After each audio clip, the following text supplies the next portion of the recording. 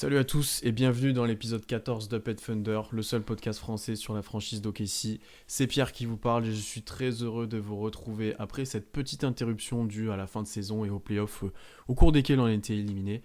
Mais on est de retour en confinement avec Constant pour préparer la saison prochaine. Comment ça va, Constant? Ça va super bien. Très heureux de te retrouver pour cette nouvelle saison qui s'annonce. Ouais, on aborde petits virages là dans le podcast et un peu aussi sur le compte. On se dirige maintenant que vers la saison prochaine. On a fait les bilans, on a tout fait. Et on va commencer cette intersaison par un gros programme, un gros podcast pour parler de stratégie et parler surtout de la stratégie qu'on aimerait voir le Thunder adopter pour cette intersaison. On va un peu discuter globalement ce qu'il faudrait faire, que ce soit en termes de free agency, de draft, quel coach engager, qu'est-ce qu'on fait des joueurs dans l'effectif, vous allez voir. Donc pas mal de dossiers chauds dans la franchise pour cette intersaison. Et pour ce podcast, on a déjà dû chacun réfléchir un petit peu de notre côté, même si on va être d'accord sur certains points, j'en doute pas, à une stratégie globale qu'on va essayer de défendre ici. Donc Constant, avant de commencer à aller dans le vif du sujet, est-ce que tu peux nous donner dans les grandes lignes quelle va être un petit peu ta stratégie pour le Thunder cette intersaison? Et si tu as un nom à me donner aussi un peu drôle, un peu cool, je suis preneur.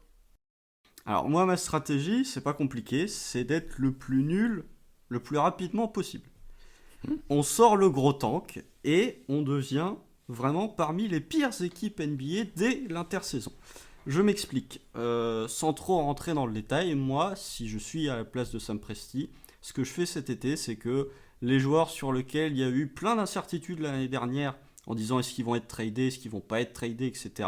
Donc, en gros, Chris Paul, Danilo Gallinari, Dennis Schroeder et peut-être Steven Adams, moi, je les envoie dès cet été ailleurs. Et le but, c'est vraiment d'être, dès la saison prochaine, d'être en mode full reconstruction et dès la saison prochaine d'être parmi les pires équipes de NBA pour avoir le plus de chances à la loterie. Voilà, après, je pense que ça ravira pas tous les fans de dire ça, mais je pense que même si la saison dernière c'était une saison entre parenthèses un peu rêvée, je pense que c'est pas une saison qui te permettra de revenir au top dans plusieurs années, que le seul moyen de, si t'es OKC, le seul moyen de devenir une équipe vraiment performante, c'est d'être nul et d'avoir beaucoup plus de chances à la loterie. Donc on passe en mode Sam Hinkie avec les Sixers. Pas au niveau Saminki, il faut peut-être pas exagérer, mais au niveau, je vois pas l'intérêt de conserver Hmm. les vétérans. Je les en, à partir du moment où ils ont une valeur marchande, moi je les envoie si on peut récupérer un jeune à talent et ou des pics de draft. Ok. Donc une stratégie de reconstruction poussée, on va dire pour toi, Constant.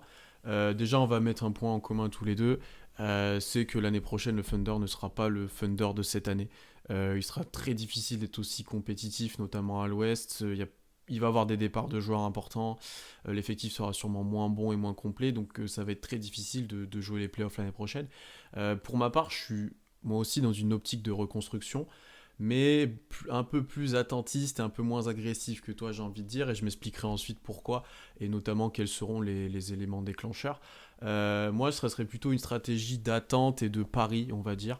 Je vais m'expliquer d'attente d'abord par rapport à plusieurs dossiers. Donc il y a les dossiers chauds, comme tu l'as dit, Gallinari, Chris Paul, qui pour moi sont clairement sur le départ.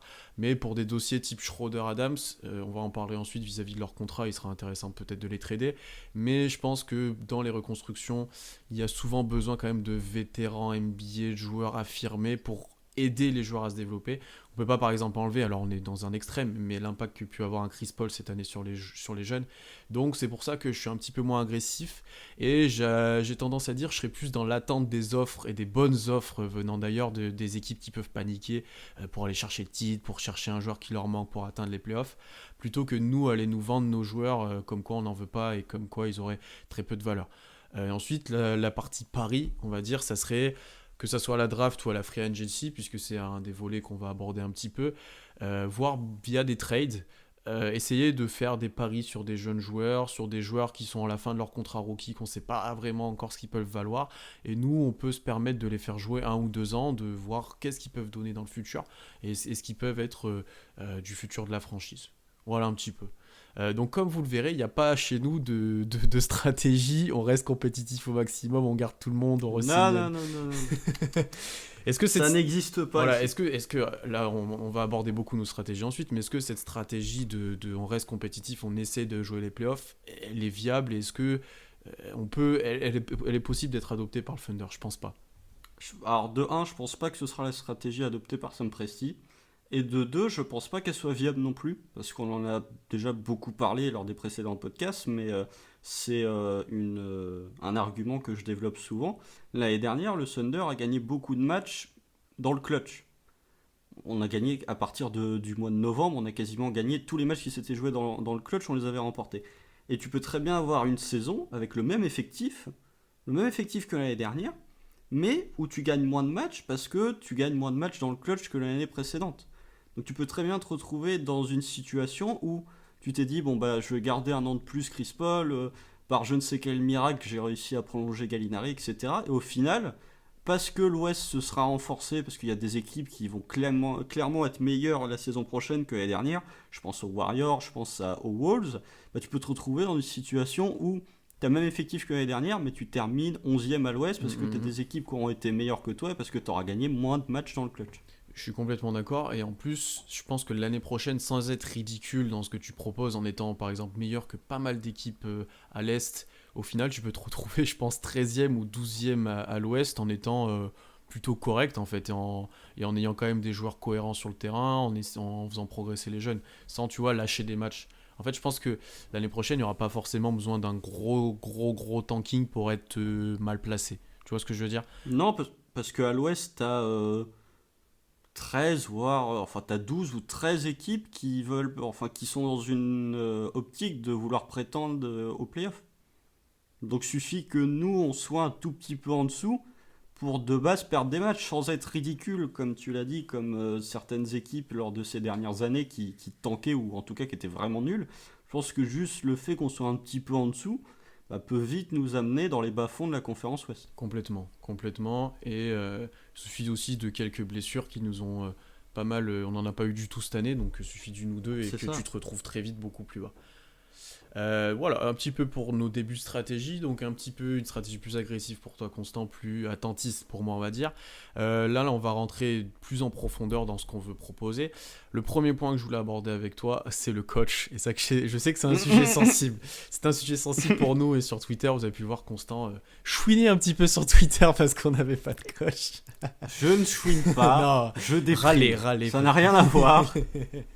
Euh, Je commence à m'agacer du oui, fait ça- qu'on trouve pas de coach. Et que les entraînements reprennent et que la saison approche rapidement en fait. Rapidement, l'intersaison sera courte. Surtout parce qu'on a zéro news. Tu vois, encore si on avait des news qui disaient oui, machin a été interviewé par OKC, comme c'était le cas pour les autres franchises, je dirais ok, c'est juste qu'il prend son temps. Mais là, vraiment, on a zéro news. Et quand t'as Royce Young qui tweet au moment où l'annonce du coach des Rockets a été faite, où il tweet en disant je pense pas que la recherche d'un coach pour OKC va durer encore très longtemps, ça fait quand même 3 jours au moment où on enregistre. Donc je sais pas quelle est sa notion de pas très longtemps, mais pour l'instant on n'a aucune news et à moins d'une bombe qui tombe, pour l'instant on n'a rien. Je vais commencer par donner mon avis là-dessus, je te laisserai après. Est-ce que c'est inquiétant ce point-là? Peut-être que ça devient un peu inquiétant. Alors, si on fait un peu le point, on est la dernière équipe du coup avec pas de coach, puisque Houston a trouvé cette semaine. Au final, plusieurs candidats quand même qui auraient pu prendre la position chez nous ont choisi de rejoindre d'autres équipes en tant qu'assistant. On peut citer Kenny Atkinson, on peut citer Udoka, moi que j'avais dans ma liste par exemple quand j'ai préparé le podcast. Donc il reste quelques candidats qu'on avait imaginé tous les deux dans le podcast sur les coachs que je vous invite à réécouter, dans le live d'ailleurs. Moi je t'avoue que là on va être clairement sur un choix pour moi d'un coach rookie. Ça, je pense que c'est presque sûr que ça va être ça. Un coach rookie qui a été assistant quelques années dans d'autres franchises ou chez nous. Je suis pas vraiment pour une promotion interne puisque je vois pas vraiment de figure qui se dégage un petit peu. Tu vois, même nous, quand on en discute tous les deux, on n'est pas forcément d'accord sur quelle figure devrait se dégager et devrait prendre le poste si c'était en interne. On n'a pas vraiment d'infos là-dessus et je suis pas forcément fan des personnes qu'on a. Même Mochix me paraît pas encore prêt à être coach. Très proche des joueurs, très proche individuellement, mais pas forcément en tant qu'head coach. Après, Mochix a déjà été head coach en NBA, donc, mais c'est juste que je pense pas que ce soit le profil recherché par Sam Presti.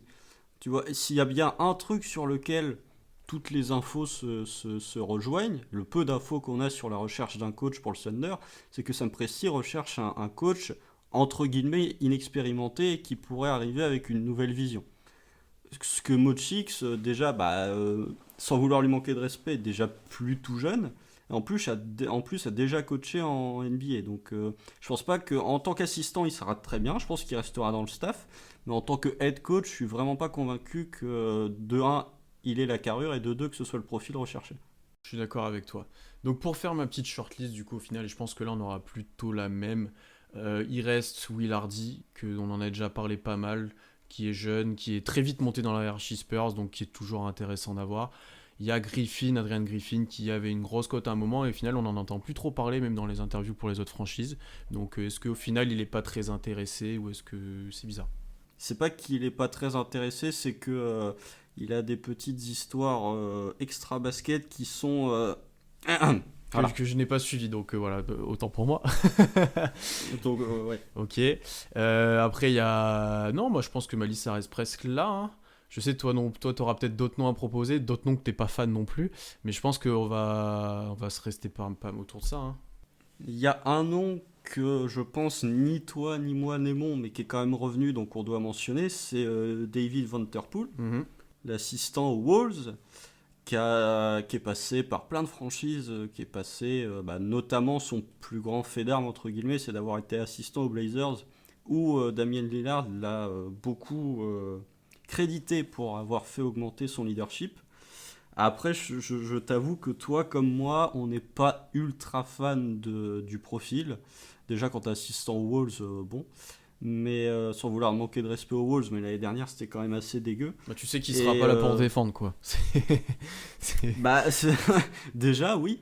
Et puis, surtout quand t'as coaché les Blazers, puis les Wolves, tu sais que la défense, ça n'existe pas. Mais vu que c'est un podcast où on parle de nous, ce qu'on préfère, enfin, ce que nous, on choisirait si on était GM du Thunder, on l'évoque là, mais dans notre shortlist, il n'est pas présent. Mais voilà, moi ça serait Will Hardy, j'aimais bien Udoka aussi, le profil. Donc du coup c'est mort puisqu'il a signé aux Sixers, non, c'est ça? Non, honnête. Non, Il était Honnête, c'est avec, assistant aux Honnête, c'est Sixers avec, et est parti oui, rejoindre pardon. Honnête, c'est avec les, D'Antoni et les Phoenix Nets. les Phoenix Nets, exactement. Et moi, on n'a pas connaissance d'encore tous les assistants ce qu'ils proposent, quel entretien il y a eu, mais moi, dans l'optique, ça serait un coach innovant offensivement. Donc, s'il changerait de ce qu'on a pu avoir pour l'instant, et bien sûr qu'il ferait progresser les jeunes, puisque c'est le point important de nos reconstructions. C'est pour ça, je pense que tous les deux, Kenny Atkinson, on aimait plutôt bien. Mais il a choisi lui aussi un poste d'assistant aux Clippers. À toi, Constant, qui est un peu en tête de ta liste de souhaits. Moi, j'ai deux candidats qui ont des profils radicalement différents. Le premier, comme tu l'as mentionné, c'est Will Hardy, que moi j'ai défendu pas mal à Mhm. partir du moment où il a été annoncé. C'est-à-dire que pour avoir discuté avec toi, tu étais Tu m'as plus plutôt sur convaincu. Adrian Griffin.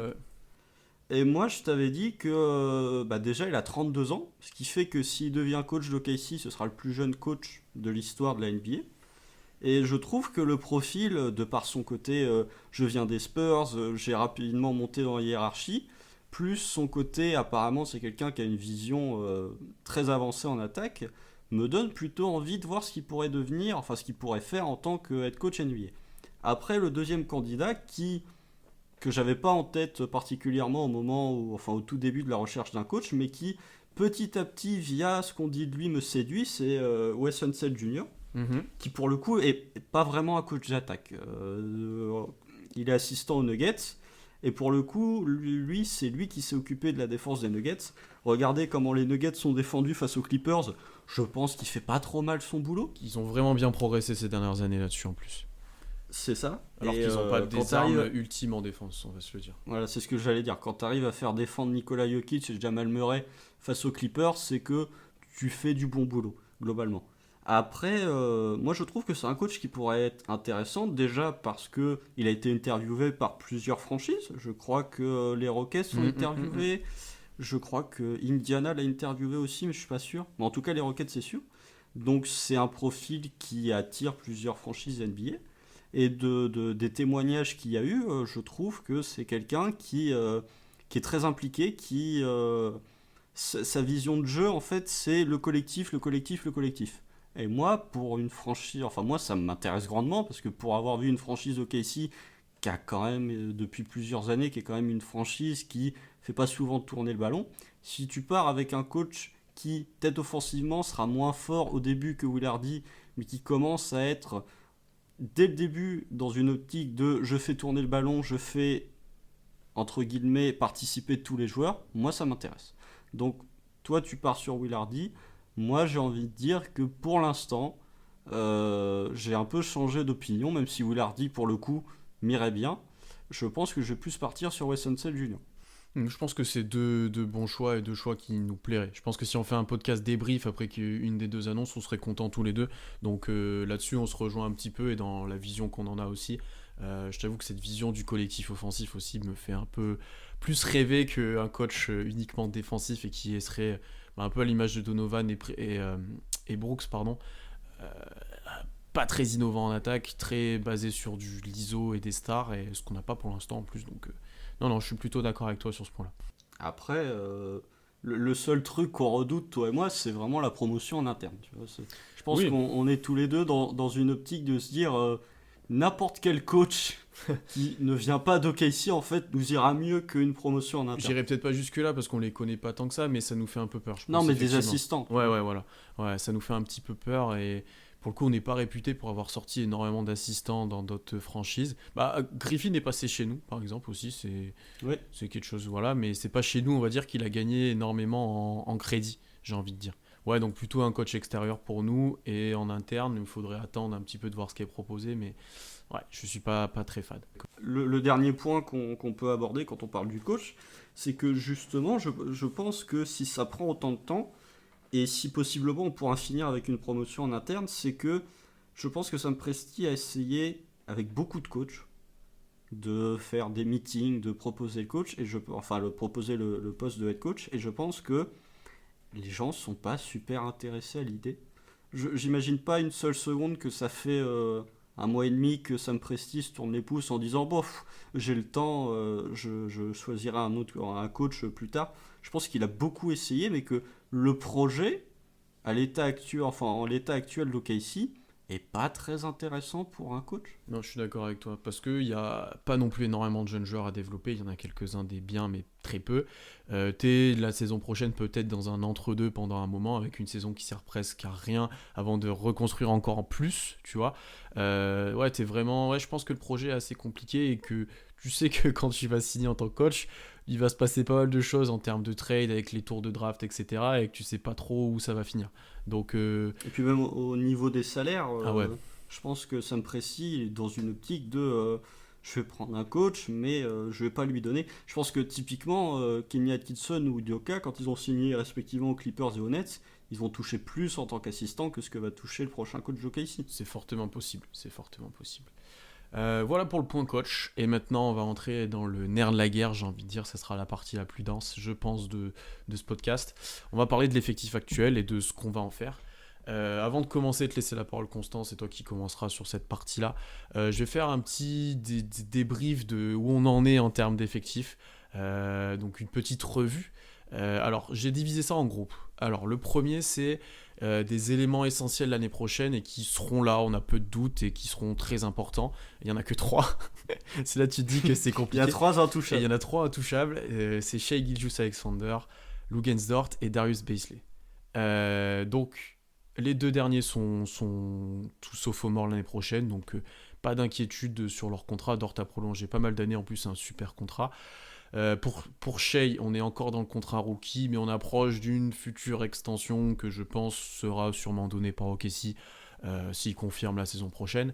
Théoriquement, dès l'été prochain, il est éligible à l'extension. Ouais, voilà.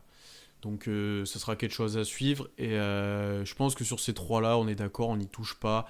On va très peu les aborder, je pense, dans la suite, parce que c'est des intouchables et on va les garder pour la future reconstruction. Mm-mm. On arrive ensuite au deuxième groupe de joueurs, et c'est peut-être un qui va faire pas mal débat, je pense, pour nous. C'est les joueurs qui arrivent dans leur dernière année de contrat. Donc il leur reste l'année prochaine à OKC, et arrivé fin 2021, ils ne seront plus là, où il faudra les prolonger, ce qui est quelque chose qu'on peut envisager. Donc Dennis Schroeder, le 6e homme de l'année, qui a une qui a une grosse valeur actuellement. Steven Adams, qui a un peu moins une grosse valeur actuellement, on va le dire. Et Terence Ferguson, qui est sorti de la rotation l'année dernière et qui est un peu dans sa dernière chance l'année prochaine, à voir si on peut le trader ou ce qu'on en fait. Donc ces joueurs-là, ils peuvent être susceptibles de trader pour récupérer quelque chose, ne pas finir avec rien du tout si on les prolonge pas, ou on peut les garder dans l'optique peut-être de les prolonger, on va dire dans la suite. Ensuite, il y a les joueurs en fin de contrat. Deux gros dossiers ici. Donc Danilo Gallinari qui est sur le départ. On l'a vu sur Twitter. Hein. Monsieur a fait part de son désir de départ. Il veut quelque chose de nouveau. Bah, très bien. On va en parler pas mal de Gallinari, je pense. Yann Erlens Noël, notre backup de luxe depuis 2 ans, 3 ans maintenant. 2 ans. Qui risque de peut-être avoir un petit peu plus d'argent que ce qu'on lui donne. Donc ça sera à voir comment il aborde cette free agency. Et André Robertson, qui est revenu de sa blessure dans la bulle, là qui sera sûrement beaucoup moins demandé que les deux précédents. Enfin, on arrive sur les joueurs qui ont juste des options pour l'année prochaine. Donc Mike Muscala qui a une player option à 2,2 millions. Je sais pas trop s'il va la prendre ou pas, je t'avoue. Ça me paraît pas inconcevable qu'il la prenne. C'est quelque chose sur laquelle, du coup, nous deux, en tant que general manager, on n'a pas trop en prise, on va dire, parce que c'est lui qui choisit. Mais il pourrait être potentiellement utile dans la rotation, il pourrait avoir du temps de jeu l'année prochaine. Et ensuite, plusieurs ailiers en team option. Donc là, on pourra choisir ce qu'on fait. Hamidou Diallo, Abdul Nader, Deontay Burton. Il faut faire un choix avec eux. Et vous allez remarquer, j'ai oublié un seul joueur, et bien entendu Chris Paul, qui est le dossier le plus chaud de la franchise. Il a encore 1 an de contrat, plus une année en option qui est monstrueuse en termes de salaire, mais c'est une des plus grosses cibles de l'intersaison pour plusieurs équipes qui pourraient être intéressées. Il est devenu une asset positive, donc ça serait pas impossible de le voir trader. Et pour moi, c'est l'élément déclencheur de la reconstruction, et je reviendrai ensuite sur ça. À noter aussi, enfin pour finir, que Isaiah Roby est dans l'effectif. Il a un contrat garanti, même si il a un contrat faible. Peut-être qu'il sera coupé d'ailleurs, il était blessé dans la bulle, je crois. Et ensuite, Devon Hall, qui était en two-way player, n'a plus de contrat. Et Kevin Hervé a signé en Europe lui aussi après son two-way contract. Voilà. La situation actuelle pour tous les joueurs du Thunder. Donc vous avez vu pas mal de choses à gérer, l'effectif risque de pas mal bouger. Élément à ne pas oublier, ça je te laisserai plus en parler peut-être, le salary cap. On n'a pas trop d'infos actuellement sur ce qui va être, il va moins augmenter que prévu, ça c'est certain. Est-ce qu'il va augmenter un petit peu, est-ce qu'il va rester stable, est-ce qu'au final il va baisser? On ne sait pas trop. Néanmoins, ce salary cap, selon les situations, il pourra être négatif ou positif selon les joueurs en fait. Notamment pour Danilo Gallinari, on en parlera. Si le salary cap baisse, ça nous arrange parce qu'on aura un sign and trade. Et pour d'autres joueurs, ça arrive d'être plus compromettant. Voilà à peu près Constant. La balle est dans ton camp. Passe en mode Sam Presti et dis-nous un petit peu ce que tu fais. Bon, alors, il y a plusieurs dossiers. Lequel j'évoque en premier? Je pense qu'on va commencer par le plus simple et peut-être le moins intéressant, comme ça on va garder le meilleur pour la fin. Les team options. Ok. Les team options. Comme tu l'as dit, tu as 3 joueurs qui sont en team option. Tu as Abdel Nader, tu as Hamidou Diallo et tu as Deontay Burton. C'est des joueurs qui sont à respectivement leur option. Pour Nader, c'est 1,7 million et c'est 1,6 pour Hamidou Diallo pour Deontay Burton. Je pense que, très sincèrement, que ce soit pour Abdel Nader ou pour Hamidou Diallo, tu prends leur option. Je pense que t'as pas trop à réfléchir. En tout cas, moi, je prends leur option. T'as pas trop à réfléchir là-dessus. Hamidou Diallo, tu connais l'amour que je porte envers Hamidou Diallo. Mais même en dehors de ça, il a 22 ans. T'as vu sur cette bulle qu'il avait progressé. Donc, pour 1,6 million, tu le gardes. Abdel Nader, c'est pareil. Il a que 27 ans. Il peut te jouer au poste 3, au poste 4. Il peut te rentrer des shoots. Pourquoi pas. Après, Deontay Burton, moi, je n'ai pas trop envie de le garder, en fait, parce que l'année dernière, il a pratiquement pas joué. En plus, il a eu un comportement qui n'était pas spécialement collectif, on va dire. Donc, ça, bof. Ensuite, je t'arrête là parce que j'ai exactement les mêmes opinions, en gros. Je garderai Diallo et Nader et Burton en grosse parenthèse et je le laisserai partir. Voilà, en gros. Donc, c'est pour ça, je pense que ce point-là va être vite abordé. Après, tu as 2 cas qui, moi, me posent problème pour des raisons différentes. Le premier, c'est celui de Mike Muscala. Donc, comme tu l'as dit, il a une player option à 2,3 millions à peu près. Je sais pas s'il va la prendre. Pour le coup, j'en ai aucune idée, mais s'il la prend, ça me pose un peu problème dans le sens où Mike Muscala, il a 29 ans. Je suis pas convaincu que tu as envie de le faire jouer en fait la saison prochaine. Et si c'est juste pour lui faire cirer le banc à 2 millions, bof. Donc là, pour le coup, en attente, parce que je sais vraiment pas ce qu'il est capable de l'apprendre en disant j'ai mon copain Dennis Schroeder avec moi, est-ce que je vais l'apprendre ou alors ça pue la reconstruction donc je vais aller ailleurs, je ne sais pas. Et t'as un deuxième cas qui me pose problème, c'est celui de Terence Ferguson. Terence Ferguson, il va toucher 3,9 millions la saison prochaine. Déjà, que ce soit, enfin, dans un premier temps, au niveau des performances, bah, ça m'inquiète un peu parce qu'on en a parlé, toi et moi, quasiment depuis le moment où on fait des podcasts tous les deux, c'est que Terence Ferguson, il régresse de jour en jour. Enfin, sa bulle, il était même plus dans les rotations alors qu'un an avant, il était titulaire.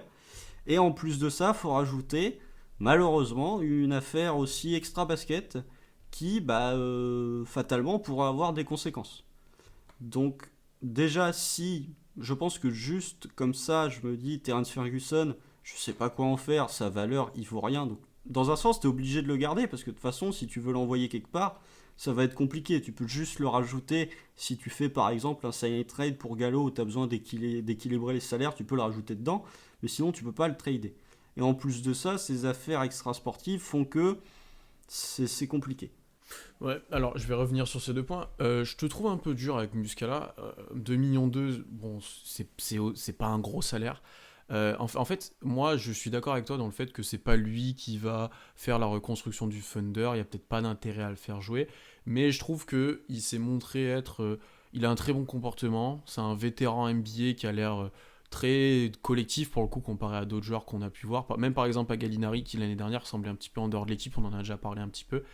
Je pense que c'est quelqu'un, notamment si on dégraisse sur les postes 4-5, bon, qu'avec Gallinari, s'il y a Adams ou Noël qui s'en va, qui pourra faire des piges en fait, parce qu'à un moment, il va falloir qu'on fasse jouer des joueurs et des joueurs quand même NBA, puisque ça reste un petit peu, comme je l'ai dit, moi, mon objectif, c'est qu'il y ait quand même des joueurs un minimum compétents.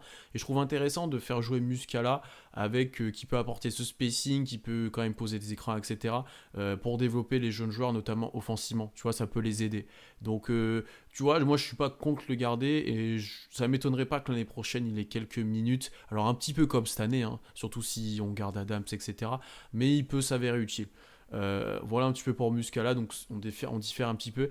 Et après pour Ferguson, je suis d'accord avec toi, c'est une grosse énigme. Comme tu l'as dit, il a très peu de valeur. Sa seule valeur, on va dire, c'est qu'il est contrat expirant en fait, on va dire. Donc ça pourrait peut-être intéresser les équipes.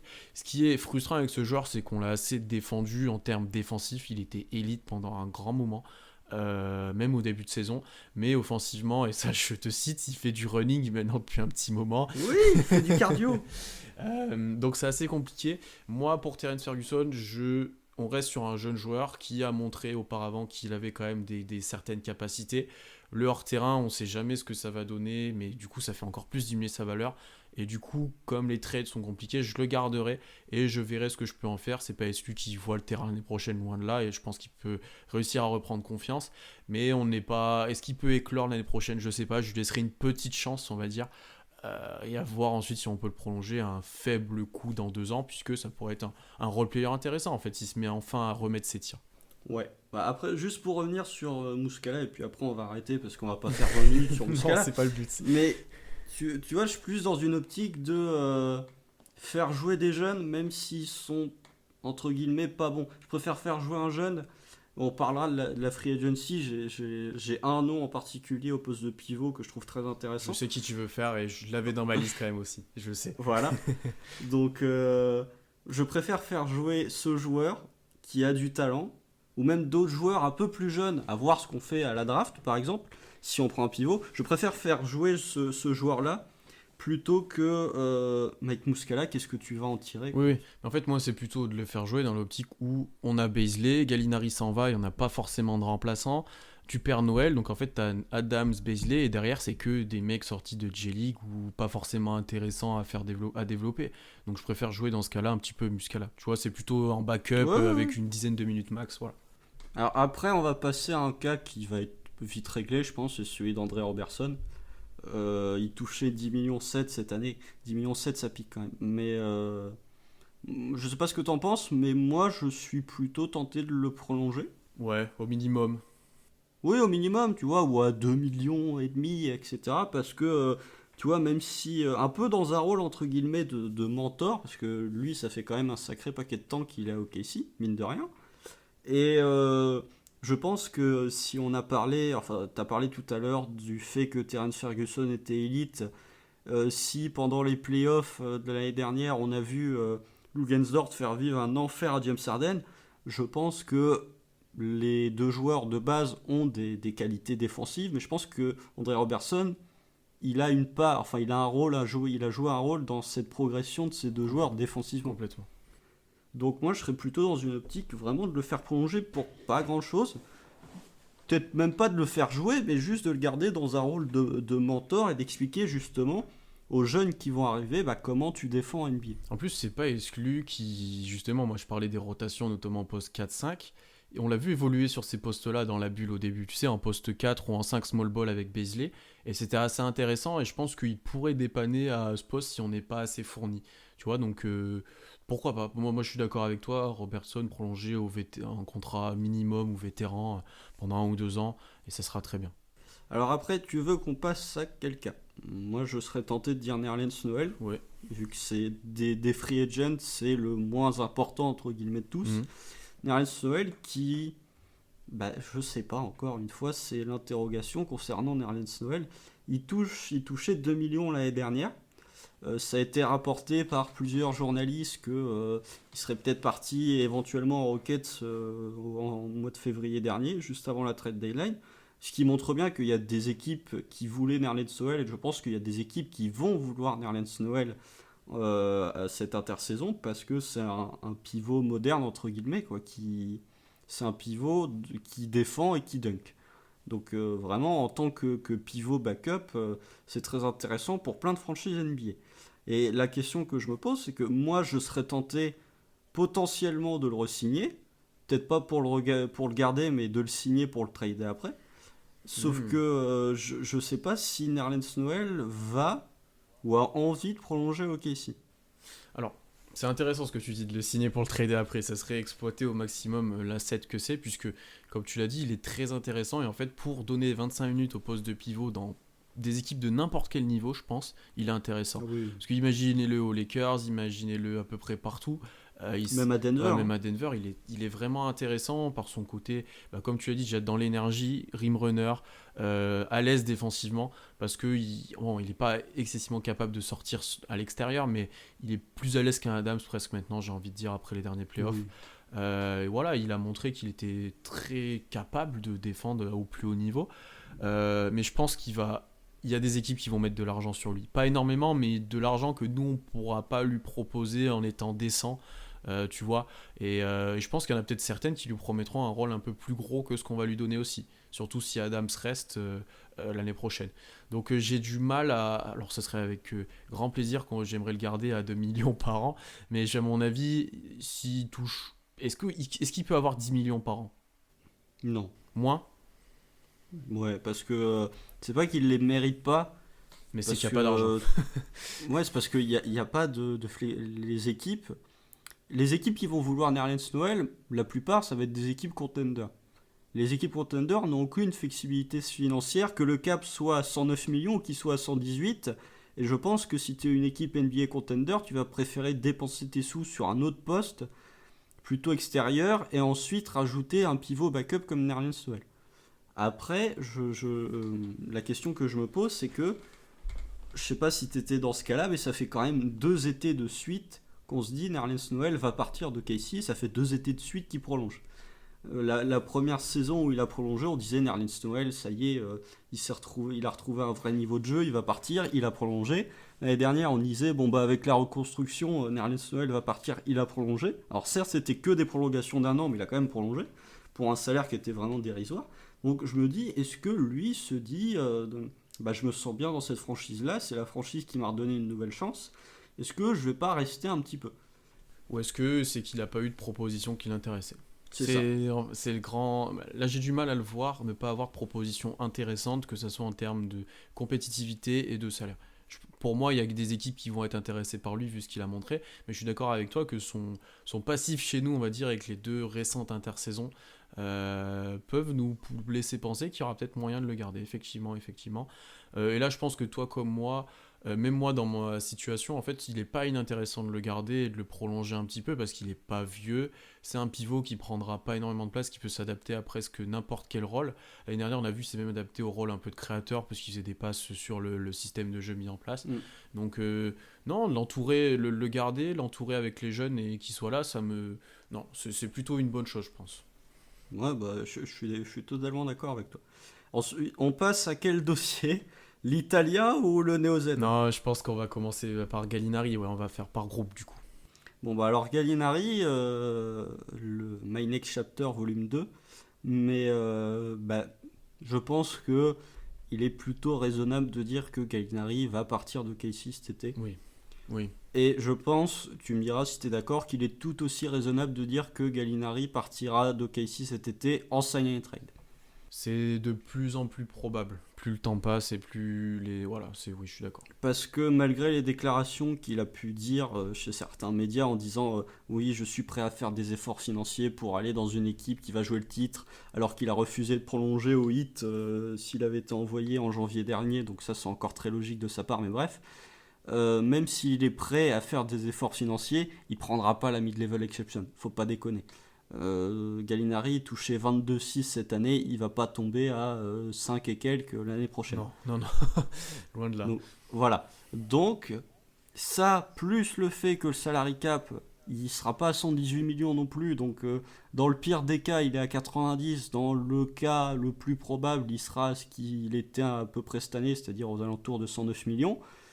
Il va partir probablement dans une équipe qui va être contender. Et les équipes qui sont contender n'ont aucune flexibilité financière. Donc, Danilo Gallinari, je pense qu'il est fort probable de le voir partir en sign and trade. Et je pense que c'est ce que je ferais aussi si j'étais Sam Presti. Oui. J'irais le voir en disant bon, bah écoute, tu veux aller, je sais pas, à Dallas ou Clippers, aux Lakers ou ne sais-je. Bah, je t'envoie dans cette franchise-là, mais par contre, tu le fais en sign and trade.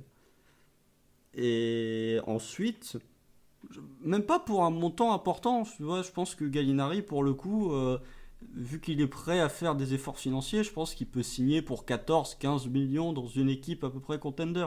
C'est ce que j'allais te dire, comme j'allais te demander une estimation et c'était la mienne à peu près une quinzaine de millions. Tu vois, s'il prend, je sais pas, 45 millions sur 3 ans, ça m'étonnerait pas. Donc moi, je l'envoie. Après, reste à savoir dans quelle équipe il pourrait partir. Quelle équipe serait potentiellement intéressée par le fait d'ajouter un Gallinari et quelle équipe aurait, entre guillemets, la possibilité d'envoyer des joueurs dans un sign and trade sans pour autant perdre de niveau. C'est ça.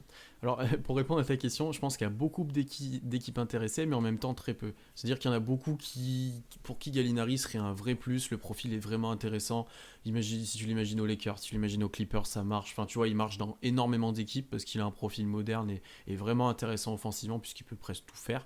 Mais en même temps, je pense qu'il y a beaucoup d'équipes qui ont peur de le faire signer à ce prix-là et de perdre, comme tu l'as dit, un élément important de leur effectif avec le sign and trade, et en même temps que défensivement, dans le très très très très très haut niveau, ça devienne compliqué.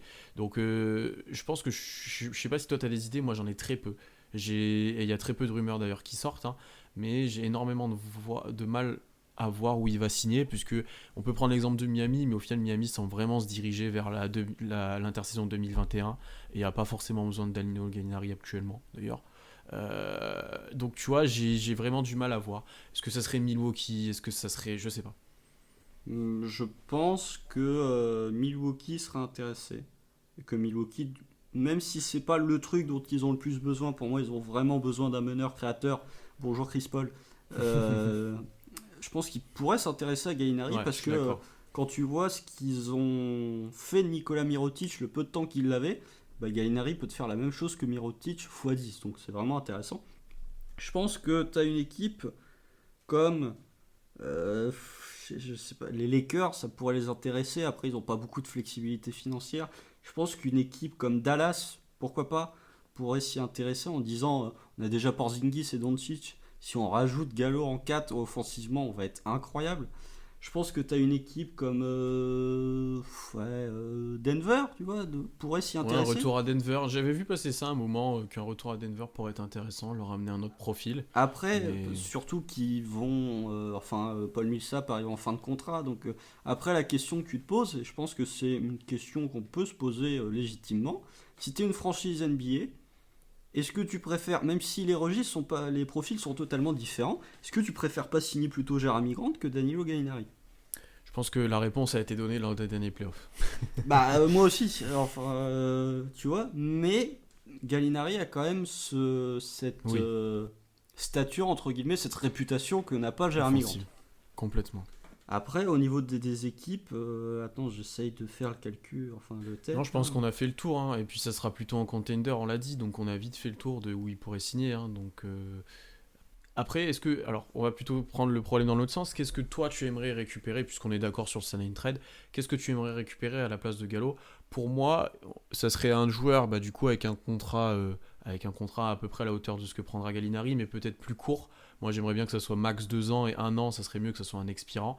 Et pour le coup, un tour de draft ou un jeune joueur qui a un salaire très bas, tu vois, mais qui a pas eu énormément de temps de jeu, et qui nous, on pourrait le faire jouer. En gros, c'est ce que j'attendrais. Moi, je suis d'accord avec toi, mais en fait, je vais partir d'un système qui, je trouve, marche bien, qui a été utilisé récemment par les Hawks et par les Nets.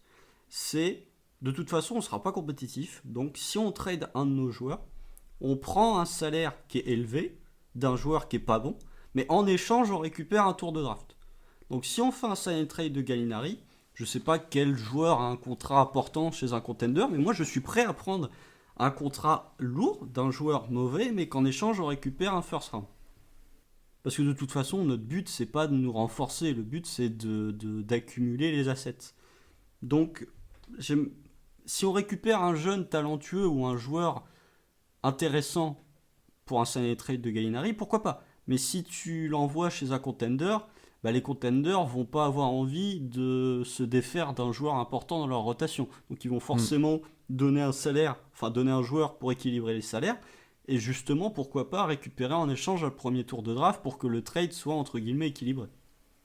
Voilà, c'est plutôt ce topic-là. Sinon, il faut réfléchir à 3 équipes ensuite, et là, ça devient au-delà de nos compétences, au-delà de notre imagination, je pense. Au Pélican, il serait pas mal. Hein. À côté de Zion, ça serait intéressant pour eux, effectivement. Après, est-ce qu'ils sont prêts tout de suite à mettre de l'argent sur Gallinari? Je pense que Bah, c'est ils ont trop tôt Brandon pour eux, tu Ingram à vois. prolonger. Voilà, je pense que c'est tôt pour eux, en fait, de faire ça, et que c'est pas forcément. Tu vois, si tu gardes Favors, ils gardent. Ah, attends, Ouais. j'ai oublié un contender, Philadelphie. Hmm. Hmm. Pour le Est-ce qu'ils ont coup, un salaire un peu comme à la Gallinari? Ou ça, pour le coup, ils ont des salaires élevés, on l'a vu, on en parlera peut-être pour Chris Paul, mais bah, tu peux faire un. T'as Josh Richardson, mais je pense pas. Faut voir parce que les salaires de Philly, c'est fou. Oh là là. Mais non, mais c'est compliqué, hein, de toute façon, c'est compliqué. Tu peux faire un truc où. Tu vois, tu peux faire. Ouais, non, c'est assez compliqué à c'est mettre en place ce compliqué, sign ouais, and j'avoue. trade. Parce qu'en plus, ça peut être un autre free agent qui signe, enfin, ça peut être assez compliqué. On va passer au suivant. Je te laisse continuer. Pour Gallinari, je pense qu'on est plutôt d'accord. On attend de voir ce qu'on peut avoir en sign and trade, mais lui, c'est dans nos 2 stratégies, il s'en va de toute façon. Oui, mais après, pour conclure sur Gallinari, je pense que toi et moi, on va partir sur une optique de silent trend. Je pense que c'est ce qui Oui, se oui, fera. oui. Mais faut pas oublier que si on a vraiment rien de très intéressant pour Gallinari, je préfère limite perdre les 22 millions de Gallinari au lieu de récupérer un truc qui va peser sur notre salary cap pour les années à venir. Si vraiment Ouais. on n'a pas de first round par exemple, bah tant pis, j'enlève les 22 et puis on aurait dû l'échanger à Miami au mois de janvier, on aurait eu quelque chose en retour, mais voilà. Et c'est pour ça que j'ai dit 2 ans max si on récupère un contrat, parce que après tu l'as dans les pattes pendant un moment, et on sait que c'est compromettant pour pas mal d'équipes. Mm. Ensuite on passe On va passer ceux qui arrivent en fin de contrat dans 1 an et quelques. ouais, Adams donc, et Schroeder. alors, je vais commencer par Steven Adams parce que je pense que c'est celui sur lequel on va être le plus d'accord toi et moi. Et là pour le coup je rejoins ta stratégie entre guillemets d'attente Pour une raison toute simple, c'est que Steven Adams n'a aucune valeur marchande à l'heure actuelle. Avec ses 27,5 millions, c'est beaucoup là aussi, avec ses 27 millions et demi de salaire, je pense que tu n'as aucune équipe qui a envie de prendre Steven Adams à ce salaire. Je pense que si Steven Adams était payé 10 millions de moins, tu aurais vraiment des Oui. équipes qui seraient très Ah bah oui. intéressées par le profil. Mais les Kings, pour ne citer que. Mais je pense que son salaire est tellement élevé et qu'on aura tellement peu de contreparties intéressantes que Steven Adams, je préfère le garder un an, vraiment jusqu'à la fin de son contrat, et qu'après ses 27,5 disparaissent du salary cap, plutôt que de récupérer un joueur qui, à salaire équivalent, va encore durer 1 ou 2 ans et qui va pas être bon.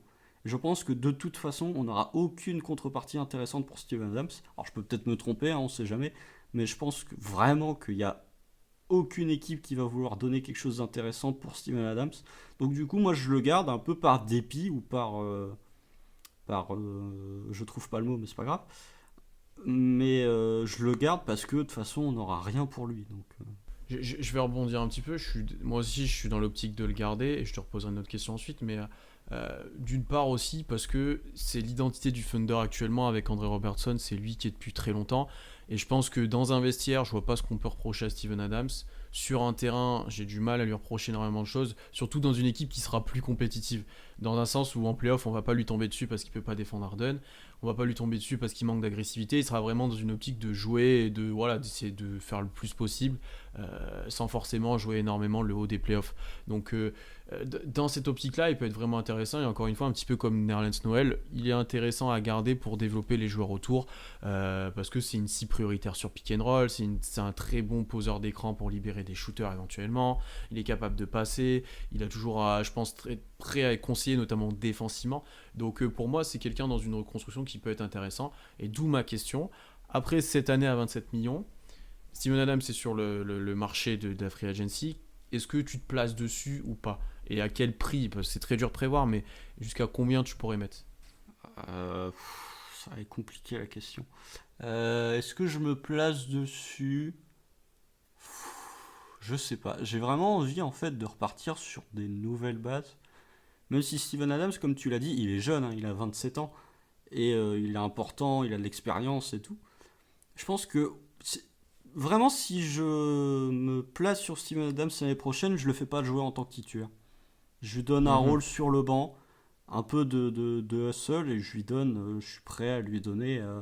S'il garde ce niveau-là, parce que ça fait quand même plusieurs années que Steven Adams, physiquement, ça commence un peu à tousser, et qu'à son niveau de jeu, pour avoir revu certains matchs de 2016 ou de 2017, il y a quand même une grande différence entre le Steven Ah Adams oui, de cette époque-là et le Steven Adams oui, c'est de l'année sûr. dernière.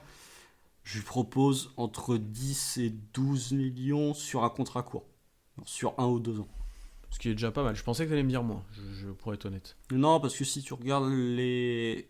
Je pense pas qu'il les mérite, entre guillemets, mais je pense que dans le niveau économique actuel de la NBA, tu as des pivots qui sont bien moins bons que Steven Adams et qui prennent plus cher.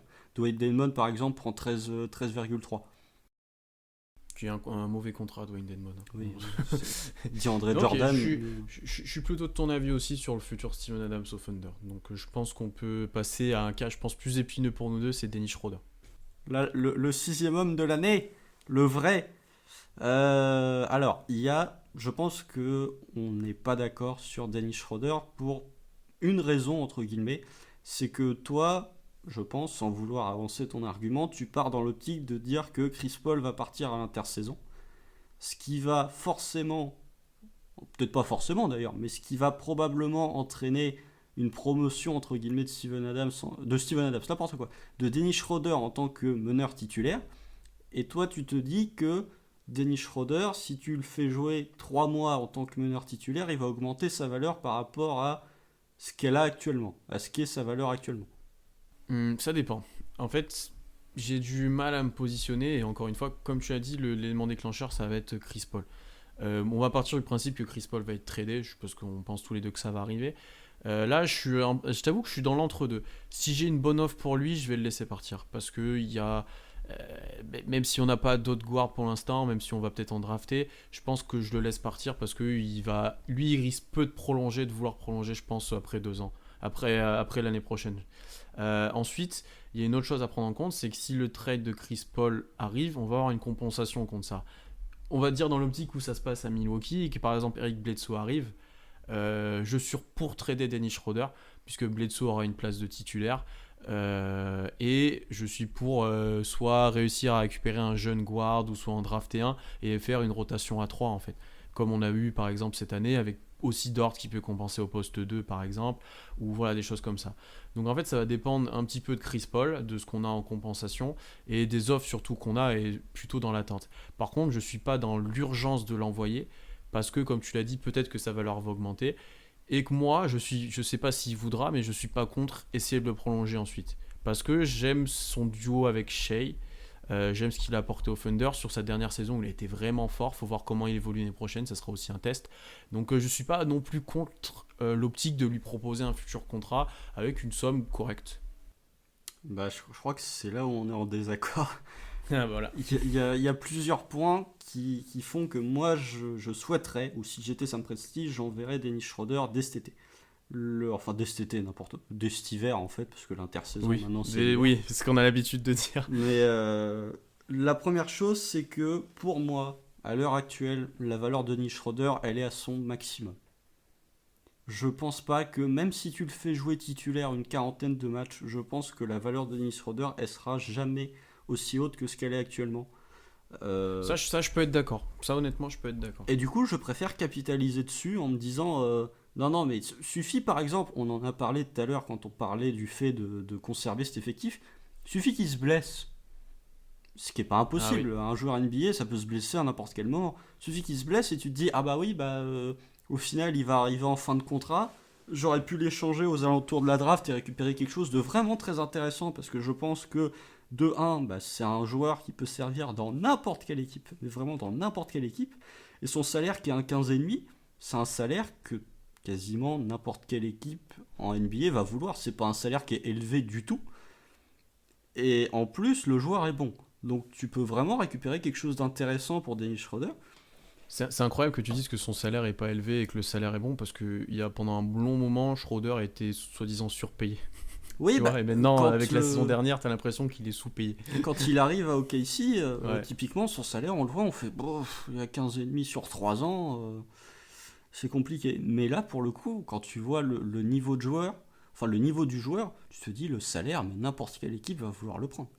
Et donc moi, je pars du principe que, effectivement, en fonction du trade de Chris Paul, tu peux discuter de dire est-ce qu'il peut augmenter sa valeur, mais pour moi, sa valeur, elle est vraiment à son maximum. Il faut capitaliser dessus parce que déjà, il arrive en dernière année de contrat. Et ensuite, la question que je me pose, et là pour le coup je suis en désaccord avec toi, c'est que moi, Dennis Schroeder, j'ai pas envie de le prolonger en fait. Parce que Dennis Schroeder, il a 27 ans. Est-ce que tu as vraiment envie de te dire mon backcourt pour le futur, c'est Dennis Schroeder et Shea? Moi, Moi, ça me choque pas. ça me choque pas, mais moi, ça me. Après, ce qui est intéressant avec Schroeder, ça dépend. Alors, ça dépend déjà le prix de la prolongation. Et ça dépend. Ensuite, il a déjà joué en sixième homme. Donc, tu peux te dire, je peux drafter quand même un gros guard et le faire jouer en sortie de banc. Ouais, mais. Après, c'est là où on diffère tous les deux. C'est que toi, tu veux pas avoir de regrets par la suite de, par exemple, ne pas l'avoir tradé et qu'il s'en va pour rien, alors qu'il avait une autre valeur et qu'on aurait pu avoir quelque chose, pas forcément ouf, mais de correct. Et moi, je suis plus dans l'attente et dans le pari de voir ce qu'on peut en faire, tu vois. Pour le coup, je pense que tu peux vraiment avoir un truc intéressant pour Schroeder.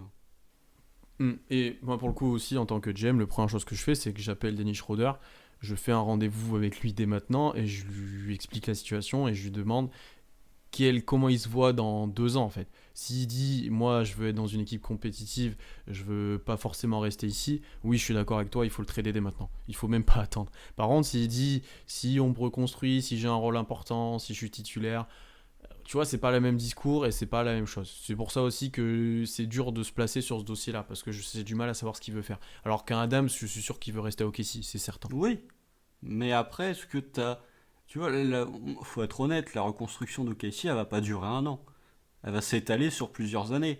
Donc c'est bien de prolonger Dennis Schroeder, mais si ta reconstruction elle dure 3 ans et que tu es compétitif au bout de la 4e année, Dennis Schroeder il aura déjà 30-31 ans. Ouais, mais ça peut être un vétéran important, ça peut être, tu vois. Oui, ça peut être un vétéran important, mais est-ce que Dennis Schroeder, vu son niveau actuel, a vraiment envie d'être juste un Oui, c'est vétéran ça. important? C'est pour ça que je te parle de son envie, en fait. Et que c'est dur de se positionner.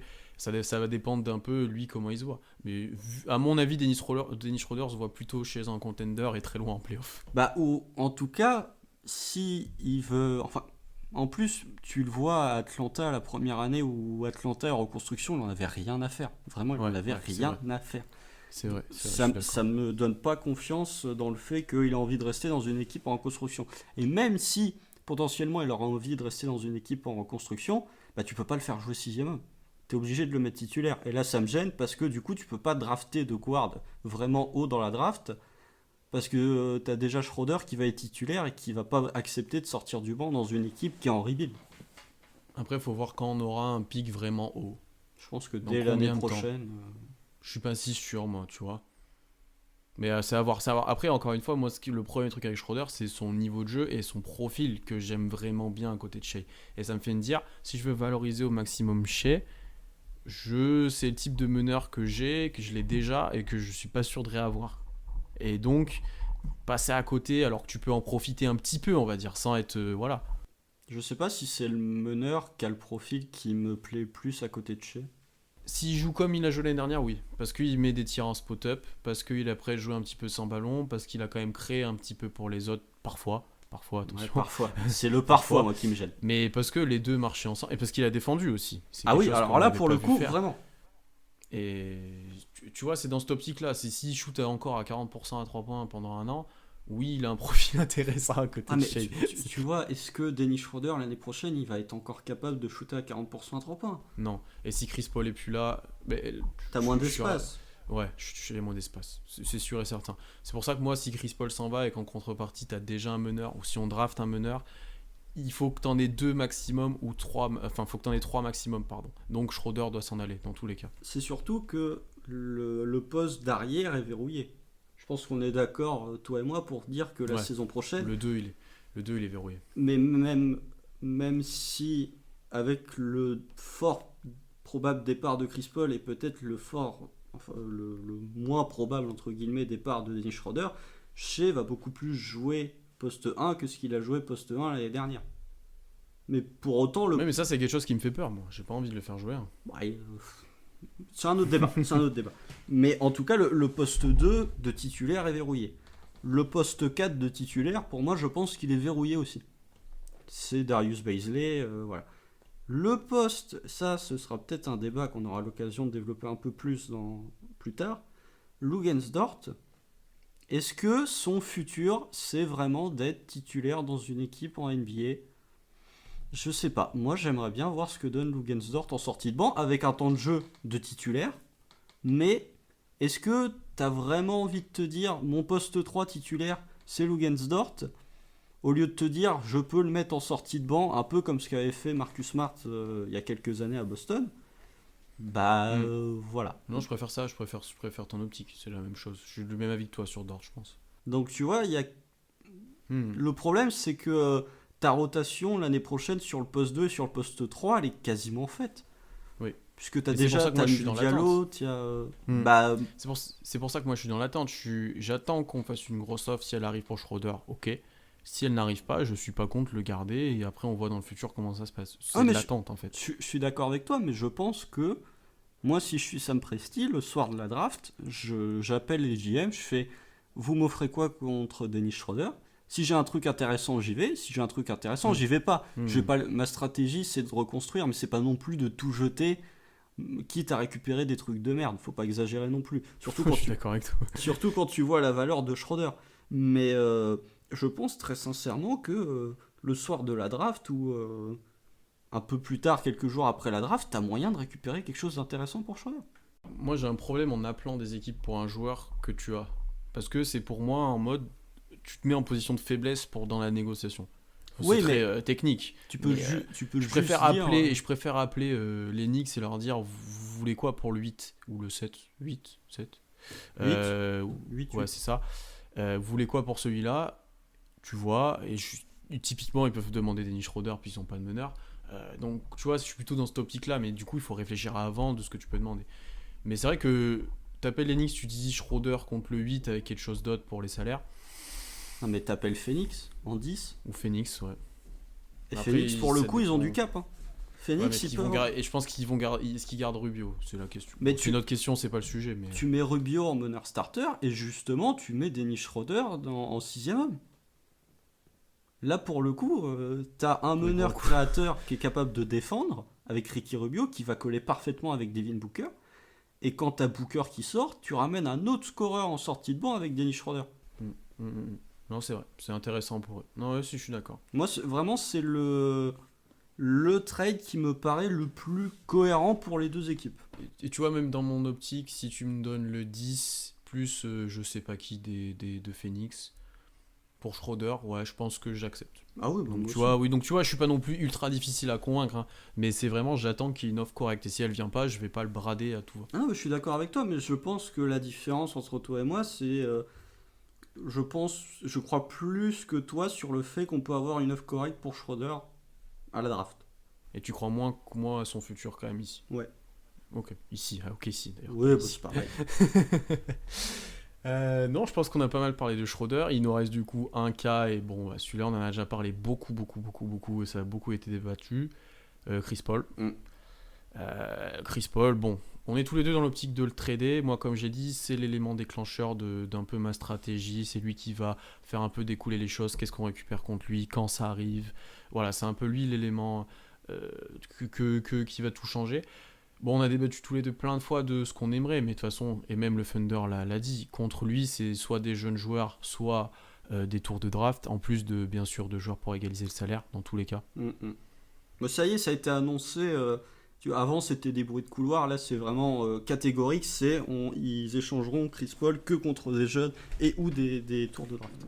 Ouais. Donc là, on vous invite d'ailleurs à lire un article que j'ai écrit à l'ouverture de notre site, que je vais en parler un petit peu plus tard, mais où on a décrit un petit peu les situations avec quelle équipe il pourrait être tradé. Toi, tu es plutôt dans l'optique de faire un truc avec Philadelphie, si je me trompe pas, et moi, j'aime bien Milwaukee. Ça dépend. En fait, il y a plusieurs trucs. L'équipe, moi, que je préférerais, c'est les Pels. Parce que je pense Tu en avais pas mal parlé aussi, c'est vrai. Ouais. Je t'en avais pas mal parlé. Mais le problème qui va se poser avec les Pelicans, c'est que s'ils veulent trader pour Chris Paul, il va falloir passer par un trade à 3. Et va falloir potentiellement se débarrasser de Jrue Holiday. Ce qui, pour moi, ne fait pas sens dans le côté où tu récupères Chris Paul pour progresser, mais tu te débarrasses de Jrue Holiday. Pour moi, vraiment, même si j'aimerais beaucoup... Tu tournes en rond, je pense. Tu vois, Bah, ce que c'est ça. tu veux dire. Tu vois, et même si j'aimerais beaucoup récupérer certains joueurs du côté de New Orleans, je pense pas que ça arrivera, même si apparemment ils se seraient renseignés, etc., etc. Ce qui nous laisse avec 2 voire 3 équipes qui sont potentiellement les plus probables pour récupérer Chris Paul. Je sais pas si tu es d'accord avec moi. C'est le trio Philly, Milwaukee, New York. J'aimais bien Phoenix, mais ça paraît trop compliqué. Mais Phoenix, je leur envoie Dennis Schroeder. Oui, c'est vrai que tu leur. Mais moi, j'aimais bien Phoenix où on aurait pu récupérer soit du Rubio, soit du Kelly Oubre qui aurait signé. Enfin, c'est des joueurs que j'aime. Oubre notamment, que j'aime bien. Faire je l'ai vu passer sur Twitter, je ne sais plus qui c'est, mais tu peux faire un trade effectivement où tu envoies Rubio, Kelly Oubre et un premier tour comme ça en passant contre Chris Paul. Pour le coup, ce qui est correct. Hein. Ben, même pour Phoenix, je trouve que on l'a vu pendant la bulle, quand Kelly Oubre était blessé, tu as eu l'éclosion de Cameron Johnson au poste 4. Et du coup, tu te demandes en fait, est-ce que les Suns ont vraiment besoin de Kelly Oubre? Parce que je suis pas spécialement convaincu. Alors que c'était l'un de leurs meilleurs joueurs pendant la saison régulière et qui s'est blessé. Clairement. Et en plus, il arrive en dernière année de contrat, il va falloir le prolonger, etc. Et de l'autre côté, l'upgrade de Chris Paul, Ricky Rubio, il est évident. Donc, oui.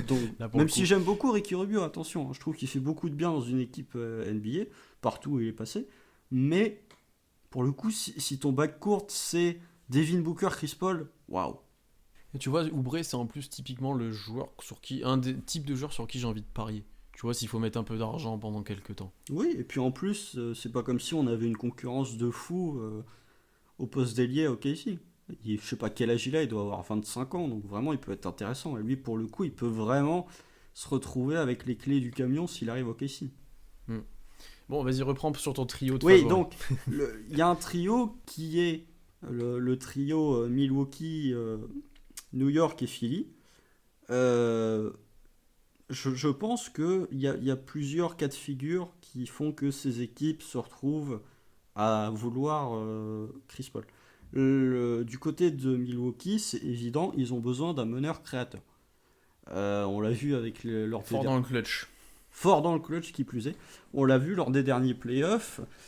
Ils ont besoin d'un meneur créateur parce que vraiment, quand les défenses commencent à se resserrer, j'aime bien Eric Bledsoe, mais tu sens que la perte de Malcolm Brogdon leur fait énormément de mal et qu'ils n'ont pas réussi à retrouver ce meneur qui pouvait vraiment créer son tir et créer pour les autres, qui peut aider Giannis et Chris Middleton quand les défenses commencent à devenir vraiment tendues.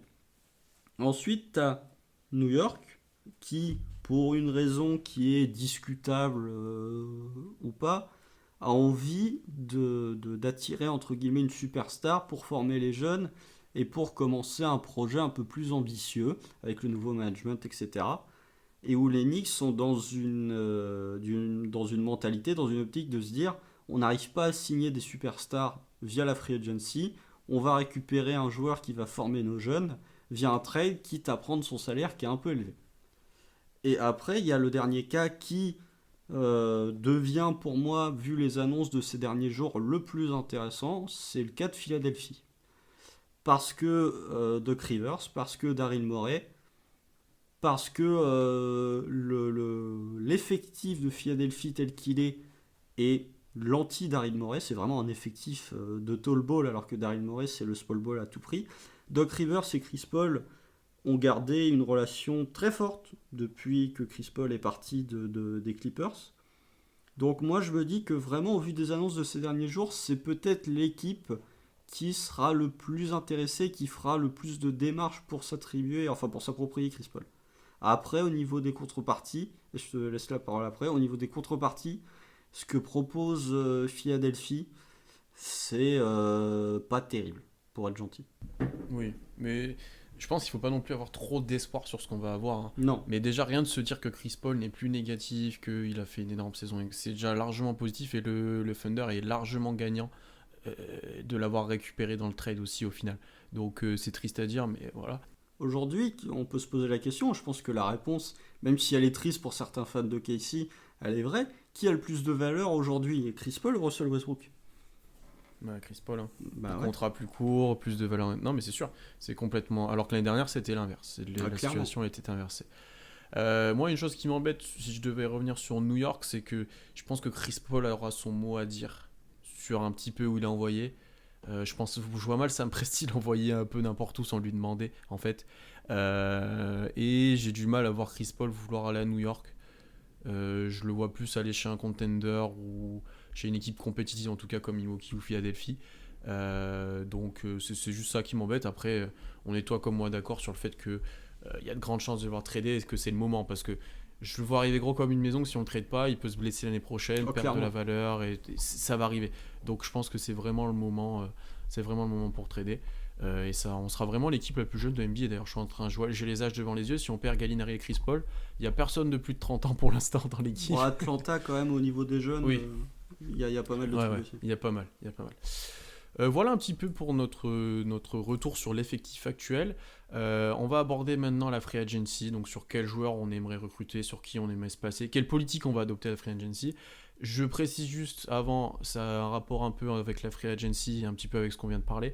On a peu d'infos sur salary cap, c'est très dur de prévoir quels contrats pourront être donnés, sur quoi OKC pourra se positionner, combien les joueurs vont pouvoir prétendre, c'est vraiment dur. Donc on donne des noms, on donne peut-être des idées, mais ça se trouve on sera complètement hors du coup, il faudra pas nous en vouloir. C'était juste pour préciser. Donc Constant, qui aimerais-tu cibler, toi, la free agency? C'est pas la free agency la plus excitante de la décennie, on va se le dire. Quel profil t'intéresse? Voilà, si tu as des noms, est-ce que c'est des joueurs? Est-ce que c'est plutôt des profils? Moi, je sais que j'ai envie d'avoir des jeunes sur qui on peut parier, qui ont peut-être pas énormément la cote pour l'instant, mais que nous, on peut se permettre de les faire jouer. Des jeunes aussi, des profils qu'on n'a pas, peut-être plus shooter, peut-être plus small ball, des choses comme ça. Dis-moi, toi, si tu as des idées déjà. Au niveau du profil, je suis d'accord avec toi. Moi, j'ai envie d'avoir des jeunes qui sont peut-être entre guillemets un peu passés sous le radar de certaines franchises et que nous, on va pouvoir attirer en leur promettant du temps de jeu.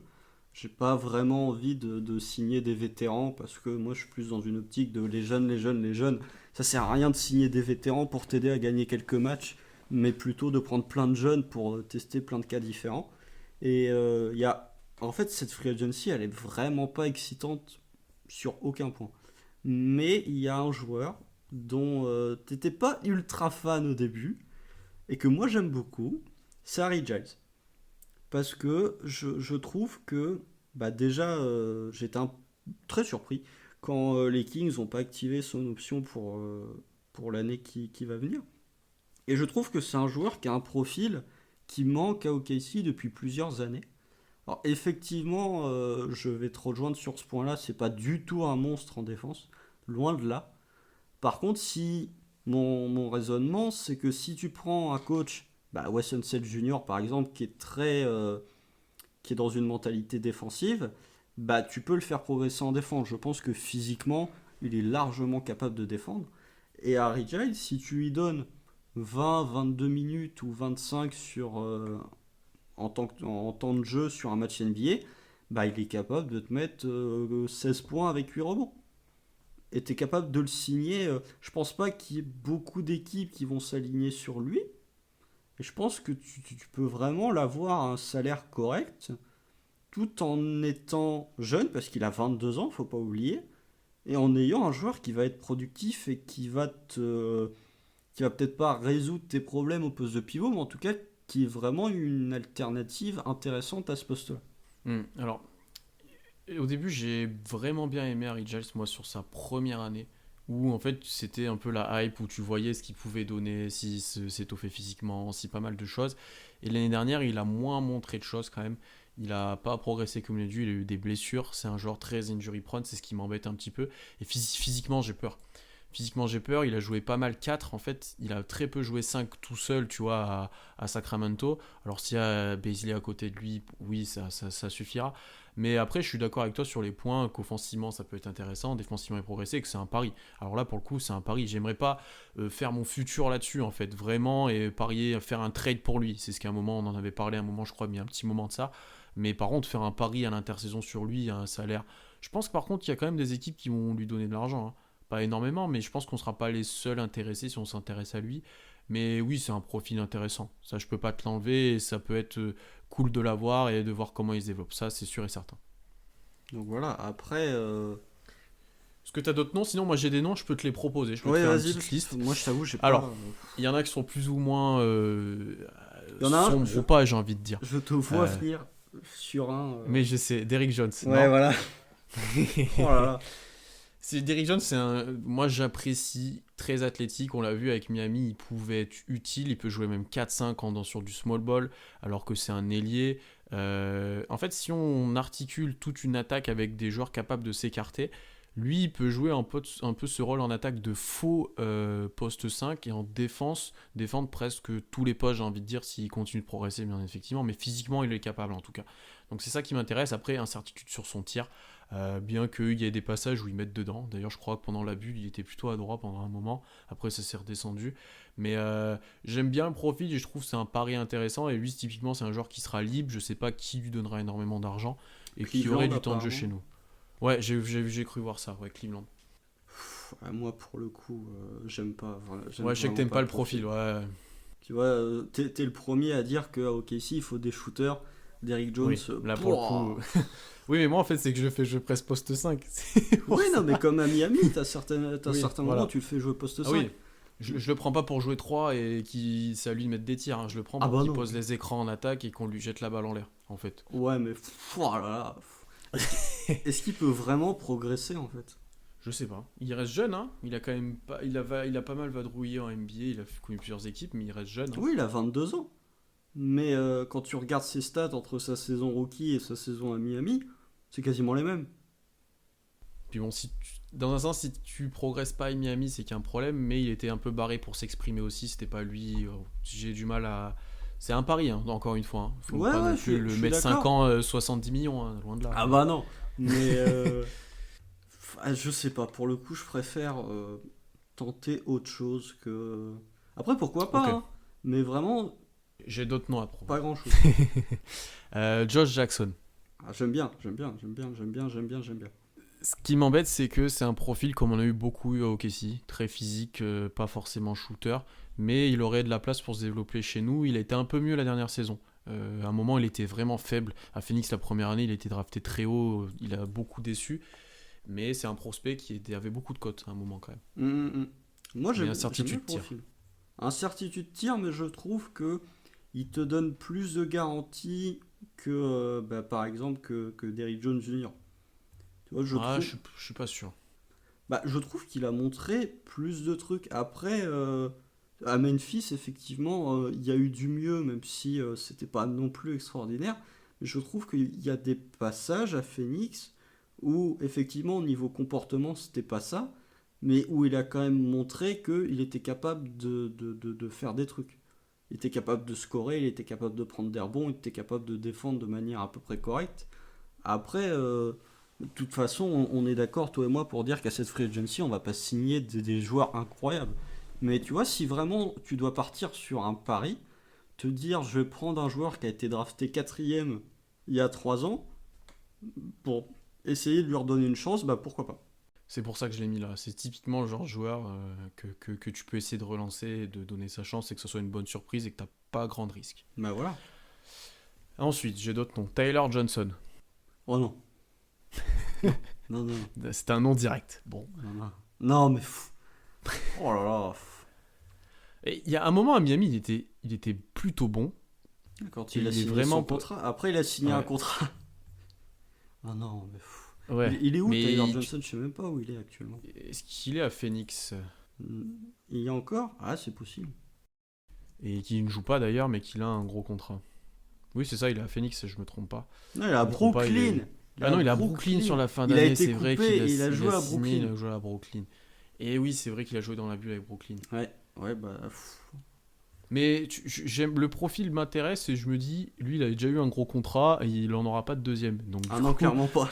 et donc du coup, lui, il va pas être forcément demandeur d'argent, il va vouloir chercher un endroit pour se relancer. Donc lui, tu peux l'avoir sur peut-être pas longtemps, mais il peut t'aider, il peut. Voilà. Bah, après, c'est vrai que il y a 2 saisons là à Miami où il était intéressant. Il était intéressant. Il était vraiment intéressant. Il mettait des tirs. En plus, il avait un profil que j'aimais bien, capable en attaque aussi, et de Capable de scorer de shooter. loin, ouais, capable de shooter. Donc, pour ça que ça m'intéressait. Après, lui, il est plus vieux, il a déjà 27 ans. Et Même 28 s'il a même. peu de saisons NBA, ouais. Peut-être pas le plus intéressant, mais ça m'intriguait ce profil-là. Ouais, bon, Euh, Bryn Forbes. moi j'aime bien. Il y a, J'aime bien le profil, encore une fois. il y a Pour que- mon optique shooting, il y a quelques années, quand il avait été prolongé par les Spurs, moi j'étais un peu déçu parce que je me disais qu'il pouvait être intéressant. Après, la question que tu peux te poser sur Bryn Forbes, au-delà de sa défense, qui je sais même pas s'il connaît le mot défense, est pas terrible. C'est un très bon shooter, vraiment très très bon shooter. Mais la question que je me pose au niveau de Bryn Forbes, c'est que on est déjà tellement complet au niveau des rotations au poste 2, au poste 3. Est-ce que. ouais, mais est-ce que tu peux le mettre en 1-2 avec Shea? Oh, tu le mets pas en 1, Bryn Forbes, tu le mets Oui, pas mais en deuxième, tu vois, où il se partage un petit peu la balle en création. Tu vois ce que je veux dire? C'est dur, c'est beaucoup lui demander plutôt que de faire que du spot-up. Mais Là, je serais plus tenté de le faire jouer. J'allais dire 3, mais il est trop petit pour jouer 3. moi, ce qui m'intéresse en fait dans ce profil, c'est que lui, il permet d'ouvrir complètement la défense avec Pour du le coup, spacing. oui. Parce que lui, c'est un vrai shooter depuis sa draft et surtout l'année dernière. Et il y a 2 ans aussi d'ailleurs. Ah, il y a 2 ans. Et lui, il ouvre la défense pour les drives de Shea, pour que Dort aussi gagne confiance. Tu vois, il aurait plus d'espace pour driver, Beasley aussi. Donc c'est dans ça qui m'intéresse. Je trouve que c'est un bon complément des joueurs qu'on a déjà, en fait. Bah, après, si tu l'utilises, c'est principalement dans une optique de catch and shoot.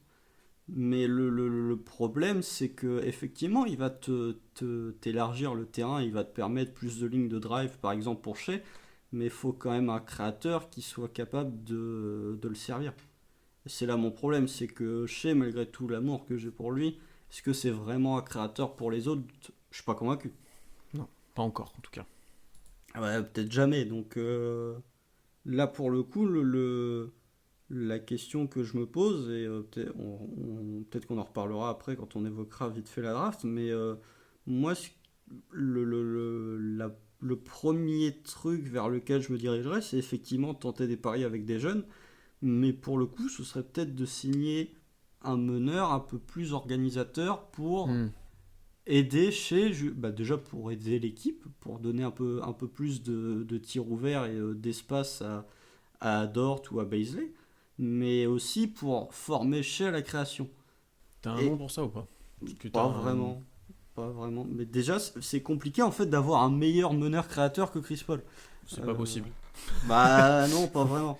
Donc, LeBron James. ouais, ouais, quand même. Mais tu vois, j'ai pas de nom particulier, c'est ça qui me pose problème. Mais Bon, je te finis ma petite liste. vas-y, vas-y. J'avais, bon là il faudra mettre plus d'argent pour le coup, je sais pas si on peut faire ça, mais lui pour être dans le futur, c'est Juancho Gomez. J'aime bien le profil aussi. Le profil est vraiment intéressant. Trois Mhm. quatre shooters longs, capables d'un peu tout faire, très complément, qui peut fitter à peu près partout d'ailleurs. Oui. Ouais. Pas le gros défenseur, mais intéressant. Et ensuite, sinon, ça serait des joueurs beaucoup plus sombres. En fait, ça serait des joueurs qu'on joue en two-way ou qui ont été coupés, qu'on pourrait récupérer, mais qu'on pourrait parier sur eux. Un petit peu aussi comme Lugansdort à la fin de la draft, si des joueurs sont pas draftés, nous on peut parier dessus. Mhm. Je peux te prendre exemple. Déjà, je suis très chauvin, mais Mokoka qui l'année dernière a joué à Chicago, qui avait montré sur quelques matchs des trucs, mais tu vois, c'est des joueurs comme ça. Ouais, ouais, Après, ouais. Bah après, c'est vraiment des petites signatures, mais de toute ouais, façon, c'est ça. on va pas partir sur l'optique d'une grosse signature. Moi, il y avait un joueur que j'aimais bien, mais qui, encore une fois, a des circonstances extrasportives qui sont pas terribles. C'était Malik Beasley. Ouais. Moi, je Mais lui, trouve. il va avoir des sous là. Ouais, mais ce qui va vraiment avoir des sous à Minnesota. Parce que Minnesota, ils ont D'Angelo Russell, ils ont Jared Culver, ils vont avoir le first pick, ils vont avoir Karl Anthony Towns. Je Et pense je pense qu'ils vont le garder, ouais. ouais, moi je suis pas sûr. Il a fait une fin de saison vraiment énorme l'année dernière. Ouais, mais déjà quand il était à Denver, moi je l'aimais bien. Ouais. Enfin, Mais il avait baissé en rôle déjà dans l'année dernière, avant son trade. Et il a vraiment réexplosé à Minnesota. Bon, après, comme tu as dit, les affaires en terrain. Mais je pense qu'il y a pas mal d'équipes qui seront intéressées. Et je pense que Minnesota vont peut-être le garder. Vont ouais, peut-être le garder. tout dépend du montant, parce que Minnesota, au niveau des salaires, ils sont pas non plus dans une forme optimale. Non, je pense qu'on a après un peu fait le tour. Voilà un petit peu en termes de free agency. On n'est pas les plus inspirés. C'est un petit peu dur de prévoir ça. Mais De toute ce qu'on façon, pourrait proposer, Free Agency au KC, ça fait rarement oui, ça fait bon des ménage. grandes choses. Ouais, Oui, voilà. on est d'accord. Le dernier point un peu de notre stratégie, et celui-là il va être plus rapide et vous allez vite comprendre pourquoi, c'est le point draft. Alors déjà avant tout, je vous invite à aller sur notre site web et sur Twitter, à nous suivre parce qu'on publie des scouting reports de plusieurs joueurs par poste. Des joueurs qui pourraient intéresser le Thunder pour l'instant avec le choix 25 puisque c'est le seul qu'on a pour l'instant avec un choix du second tour bien sûr. J'ai déjà sorti mon article sur les guards, celui sur les forwards de Constant arrive bientôt. Et je sors en tirer ensuite celui sur les pivots dans la semaine suivante. Donc on va pas passer énormément de temps là-dessus. Moi dans mon optique, et je pense que tu as la même, c'est normalement de drafter au talent, drafter au potentiel, faire un pari en fin de premier tour. On va pas avoir un joueur, un énorme prospect, mais on peut essayer de trouver un joueur qui se développera bien et qui pourrait être utile dans le futur. Je vais dire quelques noms que j'ai appréciés. Alors déjà, j'ai pu scouter R.J. Hampton, qui est vraiment fort, mais qui va partir avant. J'ai bien apprécié aussi Théo Malédon, qui pourrait être assez complémentaire de chez, qui pourrait être intéressant. Et sans teaser mon futur scouting des pivots, il y a un espèce de pivot serbe de plus de 2m10 qui fait que tirer à 8 mètres et qui joue balle en main, qui en a peu vu à haut niveau, qui a joué en équipe Olympiakos. Pokusevski, qui est vraiment intéressant et qui est vraiment un profil unique, une espèce de licorne, qui est limité physiquement. Je vous laisserai lire le scouting que je ferai, mais qui lui serait un vrai pari s'il est encore là et qui m'intéresse grandement pour le futur. Voilà, un petit peu. Je sais pas si toi, t'as des idées constantes, d'autres joueurs que t'aimerais bien avoir. Bah, moi, j'aimerais bien grimper à la draft. On en a parlé en off, mais moi, je suis vraiment dans une optique de.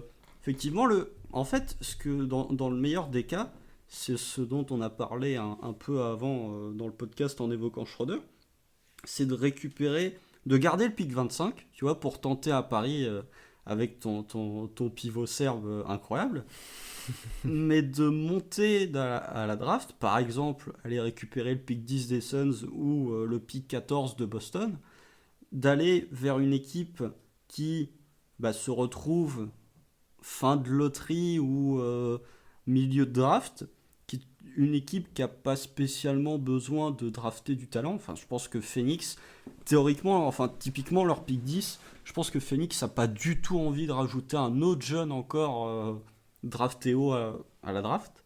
Et je pense que eux, pour le coup, seraient vraiment prêts à se débarrasser de leur pick contre un joueur qui peut être compétitif et effectif tout de suite, typiquement Dennis Schroeder, et qui pourrait les aider à franchir une nouvelle étape et à définitivement faire partie des équipes qui vont être dans la course au playoff. Et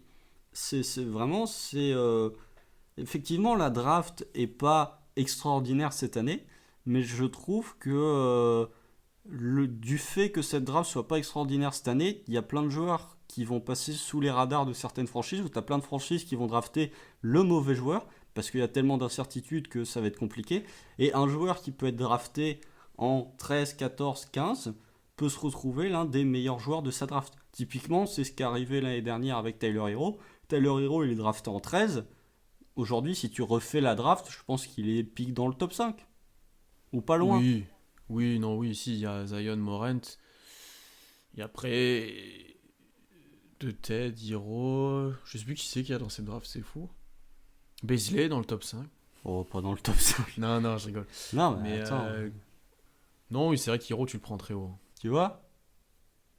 Mais après, c'est un peu le paradoxe de ces drafts, on en a parlé un petit peu en off, c'est que du coup, tu peux monter, ça se trouve, pour un joueur de fin de loterie qui sera pas forcément meilleur que celui que tu aurais un petit peu plus tard. Enfin, tu vois, c'est le problème d'une draft très homogène où t'as personne qui se dégage vraiment. Et d'ailleurs, si vous suivez un petit peu la draft, selon les mocks ou les boards, il y a vraiment beaucoup de différences entre les joueurs, des fois. C'est assez drôle.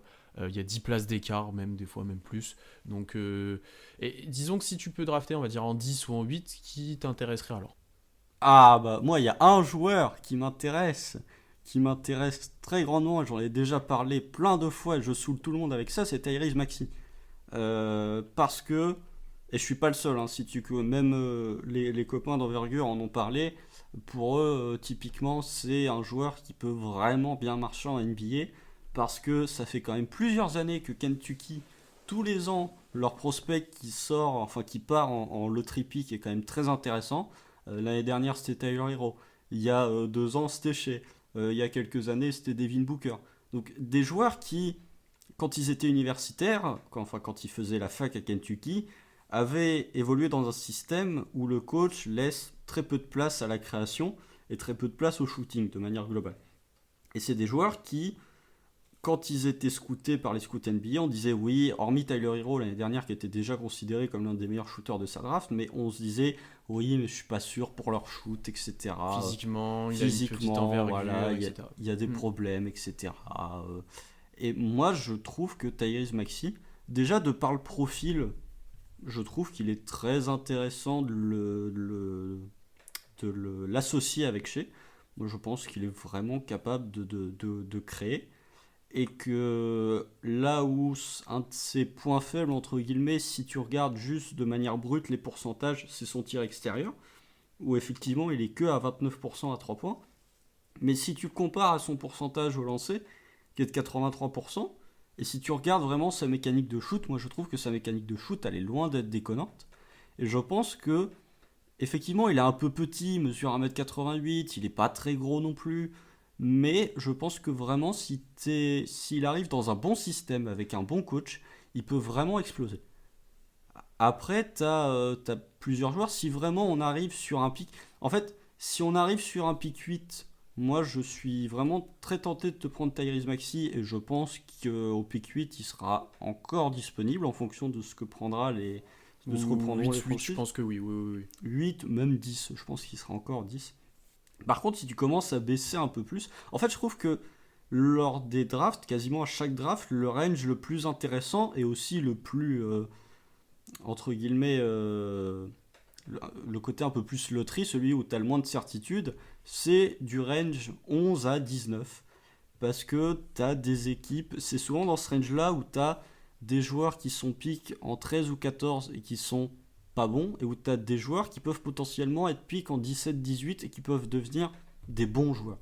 Et moi, m'intéresse, comme je te l'ai dit, d'aller voir Boston en 14 ou d'aller voir Minnesota avec le pick 17, parce que je trouve qu'il y a plusieurs joueurs dans ce range-là qui, même s'ils sont classés moins haut que certains prospects, peuvent vraiment devenir des joueurs très intéressants. On en a parlé. Pour moi, il y a un trio de joueurs qui se démarquent et qui vraiment, moi, me ferait très plaisir et que je trouve que vraiment, ils sont capables d'apporter quelque chose très rapidement et que c'est des joueurs. Effectivement, tu peux te dire on va drafter le meilleur talent possible, mais c'est aussi bien dans une équipe d'avoir des joueurs qui ont certes un plafond qui est bas, mais un plancher qui est haut, et qui vont pas essayer de jouer les superstars, mais qui vont t'apporter des certitudes dès leur draft. Et t'as un trio, pour moi, c'est Desmond Bain, Aaron Notre Nesmith, chouchou. notre chouchou incroyable. Mon autre chouchou, c'est Aaron Nesmith, qui est vraiment, quand je vais faire son profil, enfin son scouting, je vais me faire plaisir. Et t'as Tyrese Haliburton. Pour moi, c'est un trio. Alors, effectivement, c'est que des meneurs ailiers. Tu peux rajouter Sadiq Bey aussi dans le tag que je trouve vraiment très intéressant. Et je pense que avec le pick 25, bah, ils seront plus à la draft. Mais si tu commences à monter pour aller chercher un pick 14 ou un pick 17, qui très honnêtement est largement possible de récupérer, tu vois, je serais pas contre, par exemple, de me dire l'année prochaine on a le pick du 8. Bah, je veux bien récupérer le 14 si c'est pour envoyer un Twix plus le first round du 8 qui va pas servir à grand chose l'année prochaine. Enfin, je veux dire, ce sera pas un pick de loterie. Donc, si on peut récupérer, ou via un trade de Schroeder, encore une fois, les possibilités sont infinies. Mais vraiment, moi, j'aimerais bien monter à la draft pour récupérer un joueur, de préférence un meneur créateur, qui est capable de shooter, donc typiquement tout ce que représente Desmond Bain. Mais parce que vraiment, c'est ce que je t'ai dit en off, c'est bien d'avoir des assets, mais il y a un moment il y a un moment où va falloir ajouter des joueurs. Et tu as plein de sites qui disent que OKC va vouloir drafter au talent. Moi, je serais plus dans l'optique de me dire, tu as déjà du talent avec Shea, tu as déjà du talent avec Bazley. Effectivement, tu rentres dans un processus de reconstruction, mais si tu peux avoir un joueur qui reste jeune et qui t'offre déjà des garanties, bah, je trouve ça plutôt intéressant. Sachant que vu ce qu'on a dit dans tout le podcast, tout le monde pourrait potentiellement jouer dans notre équipe à n'importe quel poste. Hein. Ouais, Aurait pu avoir du temps de jeu. Donc c'est intéressant parce que là encore une fois tu es un peu plus agressif que moi. Oui. Donc bien qu'on ait parlé du trade de Schroeder tous les deux, si on récupère en 10 ou en 8 effectivement, je me dis tu peux drafter quelque chose de bien. Après moi vu la draft que c'est, je me dis il y a forcément des joueurs qui vont chuter et on va se dire ah bah nous on a ça déjà en 25 et bah c'est grave cool et on pourra le faire jouer, il sera intéressant. C'est pour ça que je suis pas non plus trop pour monter ou je vais pas être trop agressif à le faire. En fait, tu vois, mon optique, c'est pas de monter pour aller prendre un joueur sur lequel t'as aucune certitude.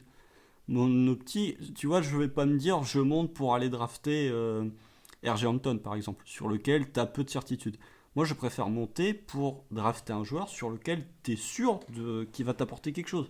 Typiquement, on va pas trop s'avancer sur la draft, mais Desmond Bain, Aaron Nesmith, c'est des joueurs qui vont t'apporter quelque chose. Moi, je préfère avoir, et ça aussi, on le développera un peu plus quand on parlera vraiment de la draft en détail, je préfère avoir un joueur qui va t'apporter des garanties que plutôt parier sur un joueur qui potentiellement pourrait se développer, mais qui au final va devenir le nouveau Josh Justice.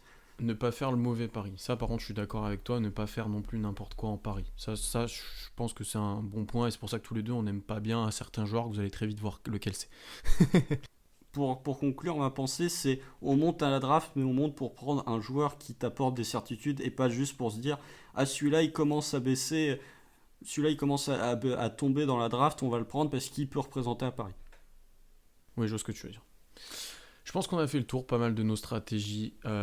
N'hésitez pas en commentaire, là on a fait plus d'1 heure et demie, mais n'hésitez pas en commentaire à nous dire votre avis sur tous les points qu'on a pu aborder, que ce soit le coach, les free agents, la draft, ou les prolongations des joueurs par exemple. Pas mal de news pour le site, pour le compte FR, tu vois, je me trompe déjà. Pour le compte We Are Thunder, on est tous les deux avec Constant. Donc d'abord, le site internet qu'on a développé. On va publier pas mal d'articles, pas mal de choses. On vous invite à aller visiter, à mettre ça en favori, à suivre de ce qu'on publie. Comme on vous l'a dit, on publie déjà des scootings de draft sur les 3 prochaines semaines sur pas mal de joueurs qui pourraient intéresser le Thunder en 25. Pour le coup, on n'a pas regardé les joueurs de loterie. Si vous voulez beaucoup d'infos sur la draft, allez suivre les copains d'envergure qu'on salue et qui nous aident aussi un petit peu sur le scouting. Ensuite, Constant publie sur le site une rubrique sur 20 jours de toutes les meilleures performances individuelles sur un match des joueurs du Thunder. Donc vous vous doutez qu'il y a du Westbrook, qu'il y a du KD. Allez suivre ça si pour vous rappeler des bons souvenirs, normalement. On va revenir dès la semaine prochaine avec un live. On parlera peut-être du coach qui est enfin nommé. On espère. Si ce n'est pas fait pendant que je publie ce podcast. Suivez ça, on compte sur vous. On a passé les 5000 abonnés il n'y a pas si longtemps que ça. On monte petit à petit, donc toutes les infos sur le Thunder, c'est sur le compte FR et sur le site web maintenant de We Are Thunder. Constant, merci. À bientôt. Merci à toi. Oui. On pour parler draft et parler coach. Se retrouve pour l'annonce de Mochix. C'est ça, on va voir.